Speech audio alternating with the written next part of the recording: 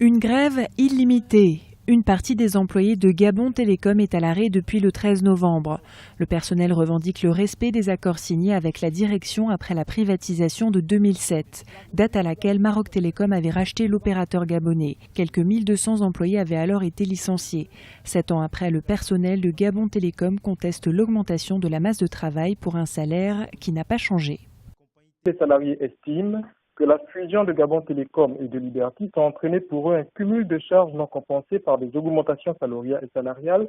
En conséquence, ils estiment que la société reste à leur devoir 97 mois de salaire. Avec un chiffre d'affaires de 48 milliards réalisé au premier semestre de l'année 2014 et un revenu de service en hausse de 32% sur la même période, la société a suffisamment de ressources pour répondre aux revendications des salariés.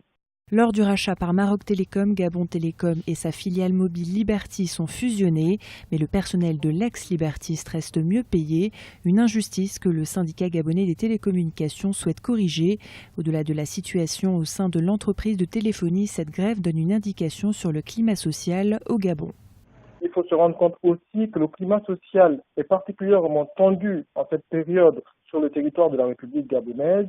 Ça s'explique non seulement au niveau de la fonction publique et dans le secteur privé, essentiellement par des revendications salariales, des augmentations du SMIC, du point d'indice et des autres éléments de nature à renforcer le revenu moyen des populations. La grève du personnel de Gabon Télécom fait planer la menace de coupure des lignes téléphoniques et Internet. Les grévistes exigent de la direction le paiement des primes réclamées et l'augmentation de la prime de logement.